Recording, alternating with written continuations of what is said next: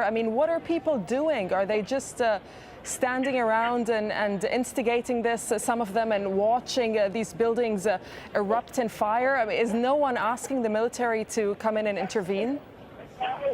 Well, one of my colleagues asked when he was walking past the tank earlier today, he said, what are the orders that you have? What are you doing? And the response apparently was, we have no orders. What do you mean, what are we doing? We're just here. There really seems to be absolutely no mandate to intervene here, to take sides. It's not even a question of taking sides, I think, at some point. It's a point of really establishing some kind of order. But that is not happening at all. I mean, we're seeing from where I'm standing, we're seeing there's a car ablaze in the middle of the street. This building is on fire, and we have the pro-Mubarak supporters lining the bridge that's facing this, and they are still not only pelting the anti-government protesters, they're also pelting this building. The fire does seem to have to be subsiding a little bit right now. It does not seem to be catching the rest of the building on fire, but these scenes really are out of control. All right. Thank you very much for bringing us that update. Fire seems to be raging in one of the residential buildings, or will be raging soon, from what we understand. The no fire engines on scene, the military not intervening, and pro-Mubarak and pro-democracy supporters still fighting and throwing pelting stones at one another, from what we understand from our correspondent. Well, as you can imagine, there's been plenty of reaction on the internet as well on the developments happening in Egypt, and we can get more on that from Nazanin Sadri. She's at our Egypt desk. Naz. Yes, thank you, Darren. Well, internet services were partially restored in Egypt on Wednesday, and that's led to an increase in messages coming from inside the country. Here are some recent posts on Twitter. Suad tweets, "The price of freedom was never cheap, and if you stop now, the next 7 months will be hell, and who knows if he'll actually leave."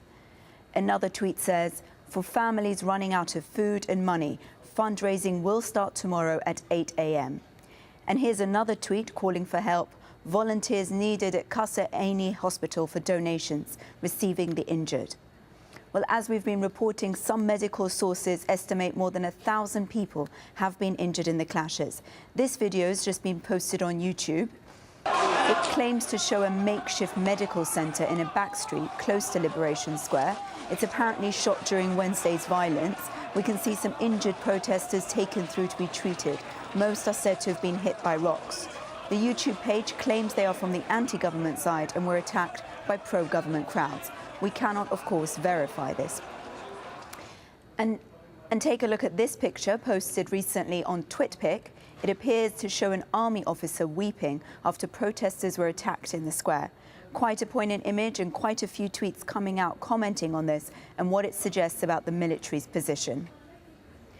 And the sense of panic and disruption that we've been hearing from our correspondents is being reflected across social media. One blogger directed us to his Flickr photo stream. Looks like these pictures were all uploaded on Wednesday. The location for this one is Tahrir Square, according to the webpage. Banner on this one reads, "People demand removal of the regime." Tahrir Square occupation is what's written underneath this one, not hard to see why. And the text under this picture says the cards call for unity between Muslims and Christians against Mubarak.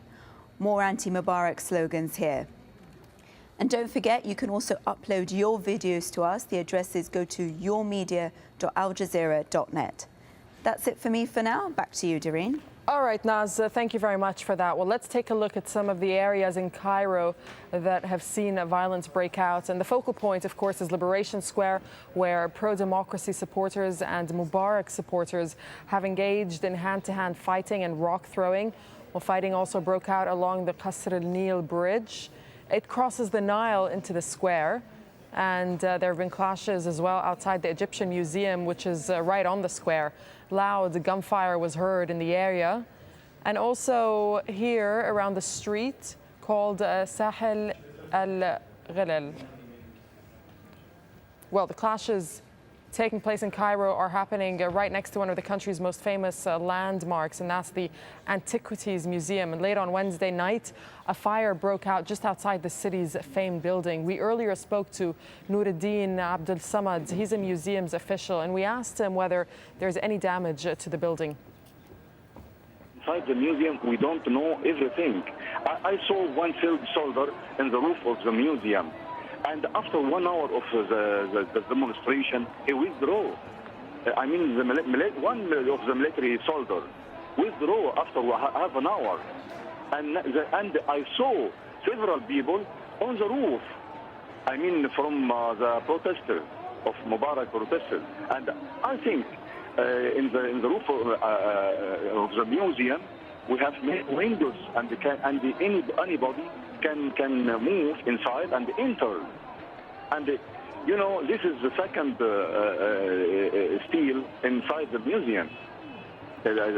Several days ago, they entered the museum and break and stolen some objects, and until now we don't know if how many objects they steal. And the situation, I think, this night is very, very dangerous. Well, as you would expect, the crisis in Egypt is having a negative effect on the country's economy. The widespread unrest has forced the closure of the stock exchange for the past 6 days, and it's unclear when it will reopen. Major banks are also shut, people unable to access their accounts, while ATM machines are fast running out of money. Then there's fears the closure of many businesses and supply chains that could lead to major food shortages in the country. And the national carrier, that's Egypt Air, is only flying a quarter of its scheduled flights. And there are now concerns that some Egyptians are transferring huge sums of money out of the country. Tim Friend reports. On the streets, the turmoil goes on. It was the state of the Egyptian economy that was a major catalyst for change. But now another concern has been added to those about wages and prices.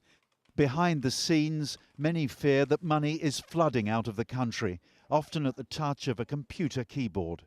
No one knows precisely how much, but it could remain irretrievable. You will often find in most cases that a lot of money which is basically the proceeds of corruption and other unlawful conduct has already left the country and is somewhere else and probably can never be recovered. It's also the case that during the crisis you probably will see an upsurge in financial outflows at that point. And it could be that it's not just a regime which is transferring money abroad, but it could be business people and other people.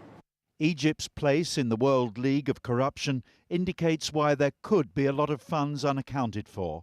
This table, prepared by Transparency International, shows countries ranked by their financial integrity. At the top is New Zealand, with 9.4 out of 10. And while Egypt is not the worst, you have to scroll down to 111th place to find it. Regulators in the City of London say there are sufficient laws and international conventions to prevent assets illegally leaving countries in turmoil. The real difficulty, they say, lies in enforcement. I think in this age of globalization, the means are very sophisticated. Through electronic transfers, money can move around literally within seconds. What this does mean is that jurisdictions like the UK, Switzerland, the US must strengthen their defenses against this dirty money coming into their financial systems in the first place. There are now growing calls for anti-money laundering regimes to be strengthened so that corrupt dictators cannot find a safe haven for looted assets in other jurisdictions. Tim Friend, Al Jazeera. Well, the violence unfolding in Egypt is causing concern across the border in Israel. And to quote one former Israeli ambassador, when it comes to security, he said that we have the same interests. Nasreen El-Shamaila reports now on how those interests could be under threat. For more than 30 years, Israel has had a partner in Egypt willing to assist in its own security concerns. With Egyptian President Hosni Mubarak's regime under threat at home, that is now in question. Mubarak's security apparatus has policed Egypt's border with Gaza ever since Israel withdrew from its Gaza settlements in 2005. It has also maintained a quiet border between Israel and Egypt. Israel is now worried about the possibility of those two borders becoming loose. For Israel, the possibility of an open border into Gaza is a non-starter. If there is a change and there is going to be free smuggling of weapons to Gaza, it is of course dangerous. And the other matter is the border between Israel and Egypt that is quite open today, and if